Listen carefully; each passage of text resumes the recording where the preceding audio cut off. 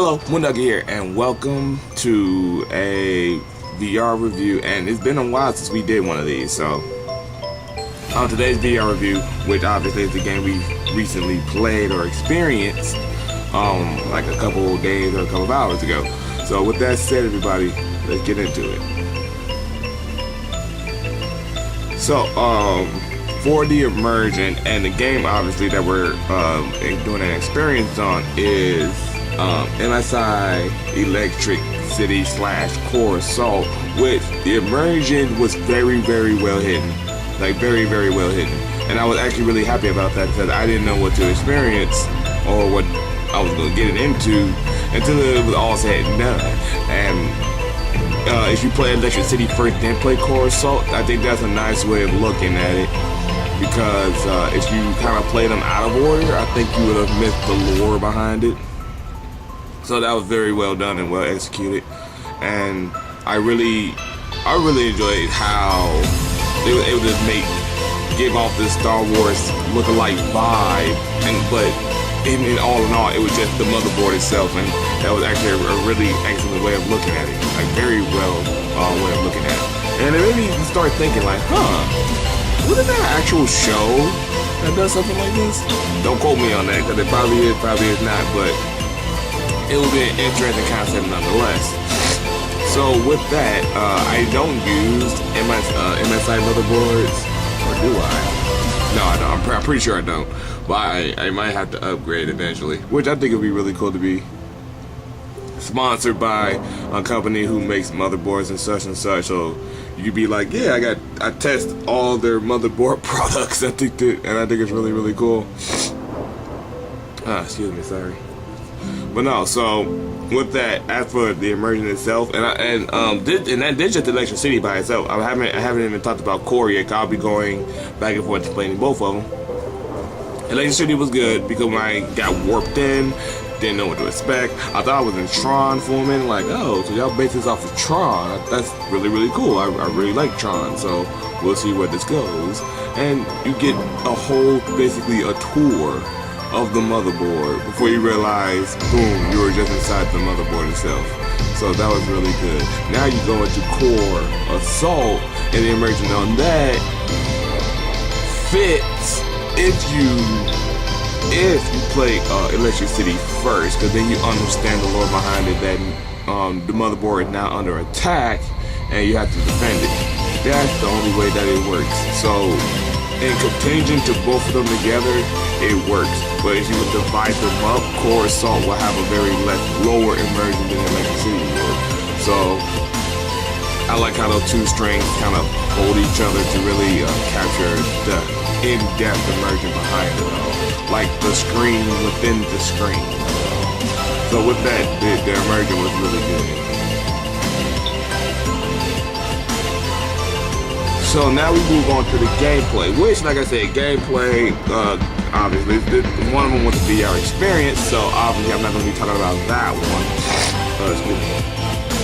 I won't be talking about that one because, again, it's just a VR experience. You were just experiencing a roller coaster through what they were trying to deliver to you. Granted, I thought it was a video game at first, and again, my footage got screwed up on Electric City, so granted, you saw the whole tour. Well, my reaction to how I was personally experienced were my own and not a part of that video.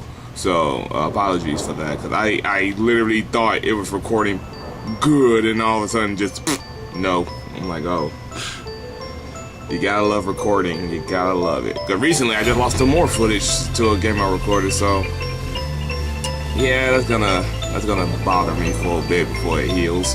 But no, so getting back to the topic again, Core Assault, the gameplay, it's just like that XO 20X something from the lab, and so I was already familiar with it.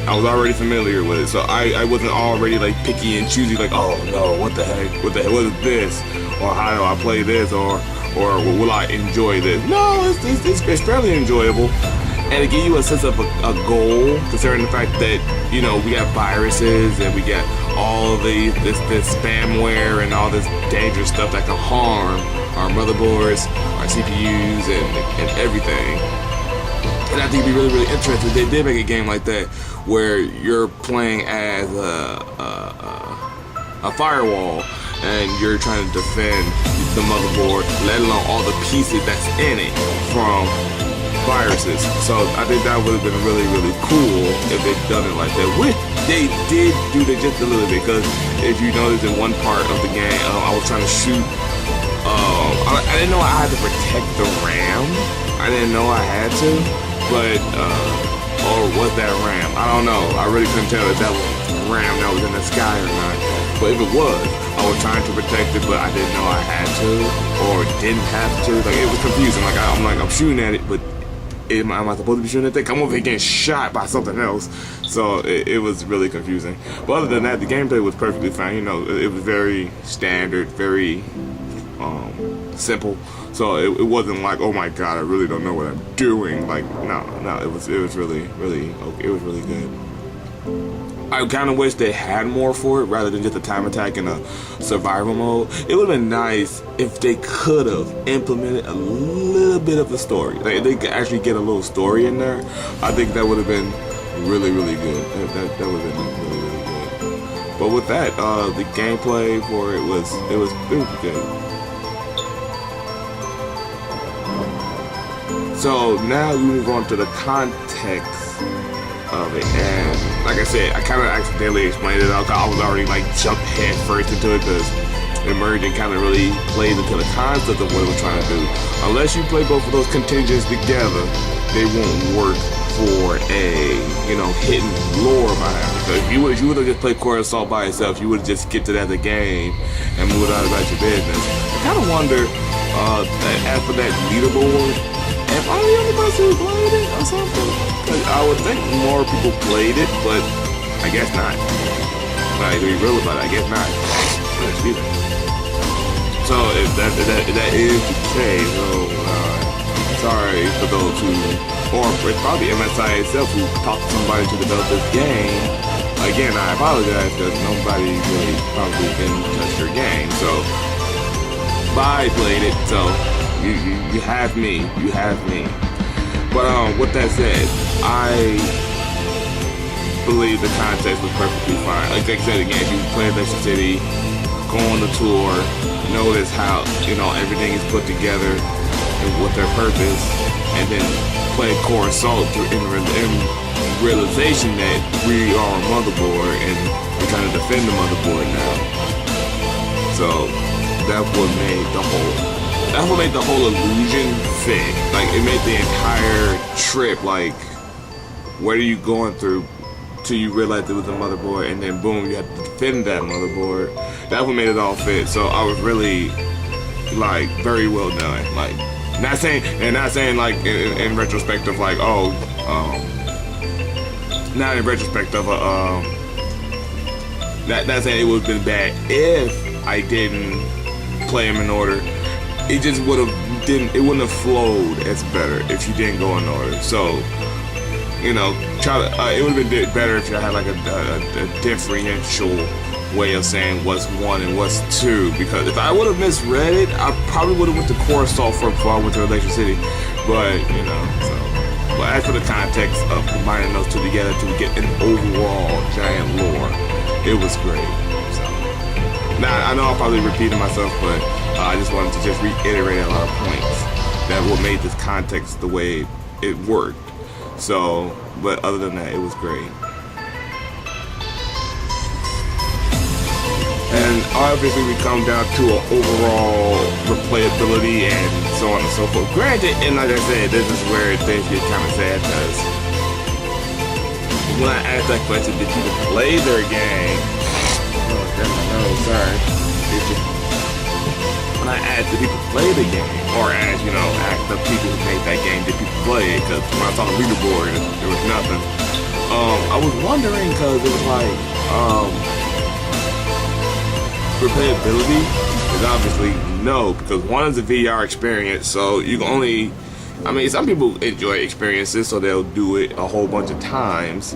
But in actual retrospect, it's more of I experienced it, so there's no real sense for me to stay, considering the fact that I got like 3,000 more other video games to be playing. So not saying that game is not special, it's just been beaten and played, and I have to move on. So, the behind it. Sadly, no for me. It's not replayable. Let alone like Core Assault. It hugs the lab basically. And sadly, if I did have to compare the two side by side, I would probably pick.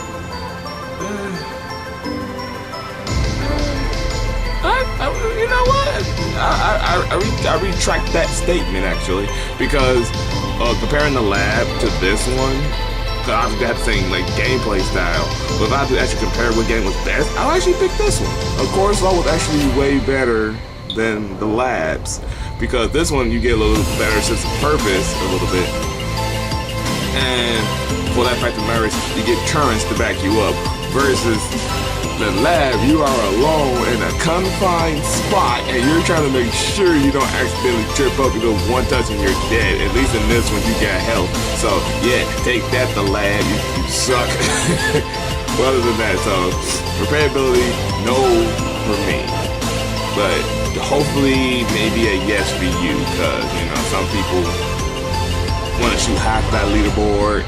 Some people want to just fight friends versus friends and see whose leaderboard will stay on top, or just spam the entire leaderboard, just have your names all over it. I mean, hey, do you guys? But that's all for this review, everyone. I really hope it was helpful, or if not, by all means, ask questions. I'll try to help. But with that said, everybody, thank you all for watching, and please continue on watching. And as always, I will see all of you when the next moon rises.